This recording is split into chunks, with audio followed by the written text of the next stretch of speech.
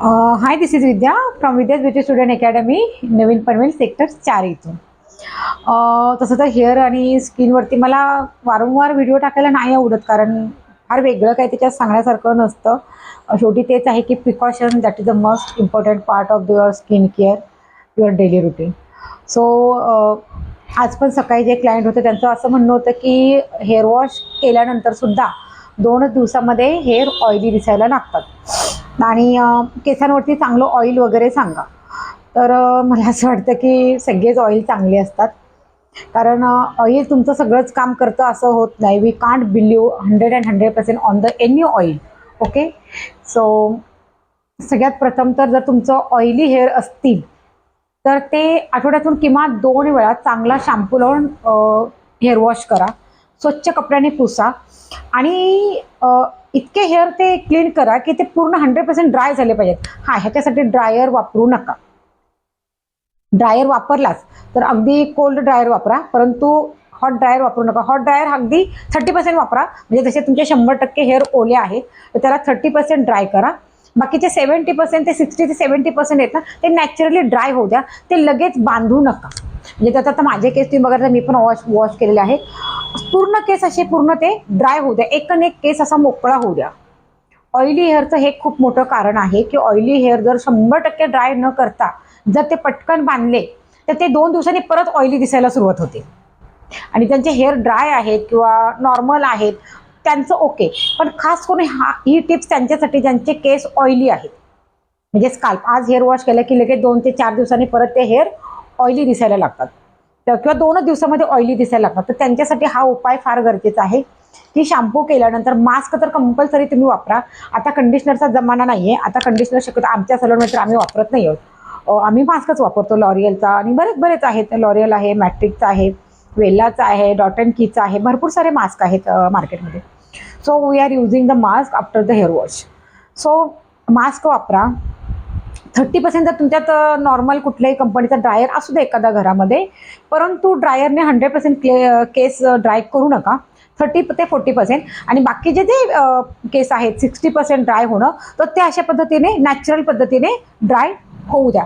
Oily केसांसाठी खास ही tips आहे.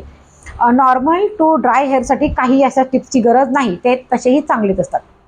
यावरून अजून एक महत्त्वाची गोष्ट की प्रत्येकाला असं वाटतं की केस तुटताय तर त्यासाठी ऑइल पाहिजे किंवा काय वापरायचं. तर मी सांगेल, मार्केटमध्ये खूप सारे सिरम्स आहेत. 700-800 रुपयेवाले सिरम. आता तुम्ही 500-700 रुपयाला जर रिझल्टेड सिरम मागाल तर मी म्हणते आजच्या तारखेला ते पॉसिबल नाहीये. हे कंपन्यांची पॉलिसी आहे पैसा कमवण्याची. चांगले सिरम पण फार महाग नाही आहेत, पण 1000 रुपयाच्या पुढे आसपास आहेत. तर असे काही सिरम वापरा, किंवा अगदी 700-800 रुपयेवाले जे सिरम तुम्हाला दिसतात ऑनलाईन, किमान ते तरी वापरायला सुरुवात करा. है ना. आज उद्या परवा, तो उद्या परवा काही येत नाही आणि मग तो पण इकडे टकलं होऊन जातं सगळं. सो त्या प्रकारात तुम्ही गुंतू नका. सिरम वापरायला सुरुवात करा. आता मी कुठल्याही कंपनीचं तर प्रमोशन करणार नाही. जर कुणाला कंपनीचं, कुठल्या एखाद्या प्रॉपर कंपनीचं जर सिरम हवंच असेल तर त्यासाठी तुम्हाला मला पर्सनली मेसेज करावा लागेल.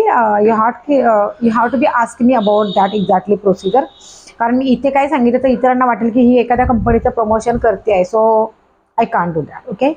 आणि अजून एक महत्त्वाची गोष्ट, आता ही जी टिप्स आहे ना, ही ऑइली, नॉर्मल, ड्राय, टकलं, चमणगोटा सगळ्यांसाठी. ओके. तर ही टिप्स अशी आहे की जे मेथीचे दाणे असतात ना, मेथीचे दाणे साधारण 1.5 ते 2 चमचे, जो आपला चहापत्तीचा चमचा असतो त्याने साधारण 1.5 ते 2 चमचे तुम्हाला मेथीचे दाणे घ्यायचे. त्यामध्ये साधारण अर्धा चमचा मोहरी.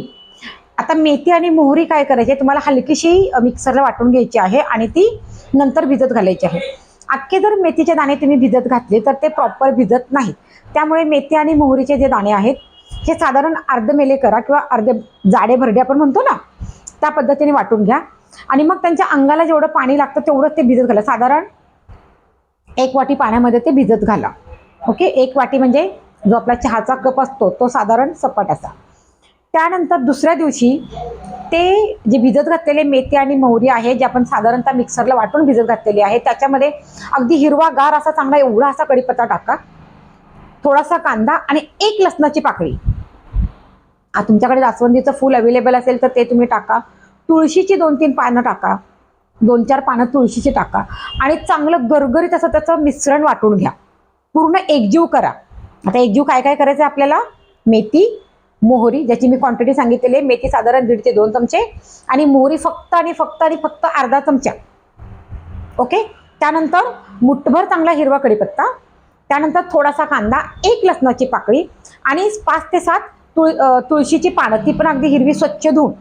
आणि हे सगळं नंतर चांगल्या मिक्सरच्या भांड्याला अगदी एकजीव असं करून घ्यायचंय, प्रॉपर एकजीव करून घ्यायचं. आणि त्यानंतर केसांच्या अगदी असे भांगाभांगातून लावून घ्यायचे. त्याला कुठलीही there is no rocket science की अगदी कसं ते अप्लाय करायचं आणि काय, काही गरज नाही चाललेली आहे. हां, आता महत्त्वाचा मुद्दा ह्याच्यासाठी अजून आहे की हे अप्लाय केव्हा करायचं. तर याच्यासाठी उपाय आहे, तो आहे की तुमच्या घरात जे पण ऑइल आहे, अगदी साधारण खोबरेल तेल जरी असेल तर ते साधारण 1.5 ते 2 चमचे तुम्हाला घ्यायचे किंवा 3 चमचेपेक्षा जास्त नाही. अगदी अर्धी वाटी टाकायला काही एवढं काही प्लीज असलं काही करू नका. म्हणजे माझ्याकडे काही काही महिला असं डोक्याला तेल लावून आलेल्या असतात की प्रश्न पडतो की यांची हेअर वॉश करायची कशी.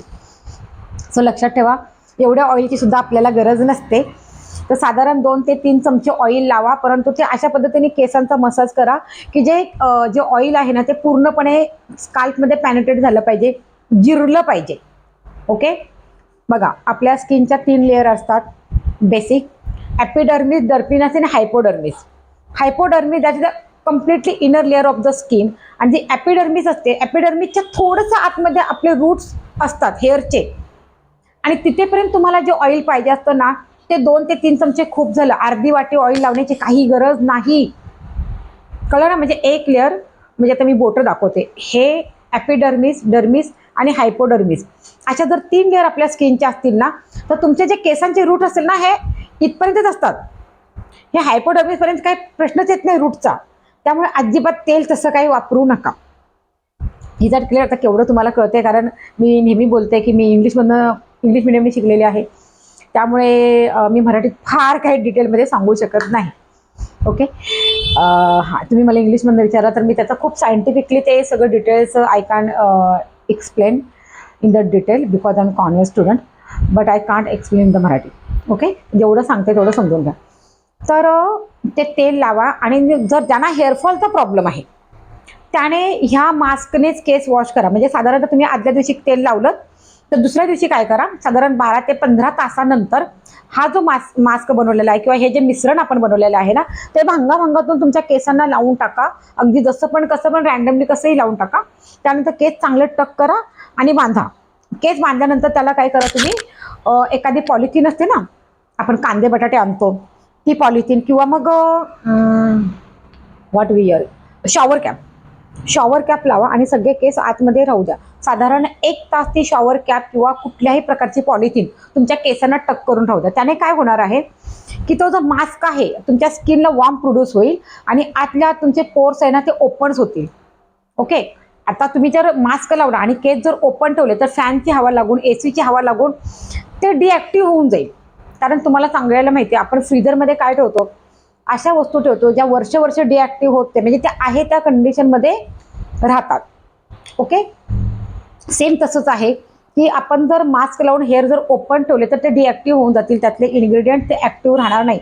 परंतु जर आपण पॉलिथिन किंवा शॉवर कॅप जर डोक्याला लावली तर काय होतील, तर आपल्या कालचे जे पोर्स आहेत ते ओपन होतील आणि आपण जे काय माल मसाला लावलेला आहे त्यातले जे अर्क आहे तो आपल्या पोर्समध्ये जाईल आणि त्याचं एक चांगलं खत म्हणा किंवा एक चांगले न्यूट्रिशन्स, नॅचरल न्यूट्रिशन्स आपल्या हेअर रूटला मिळतील.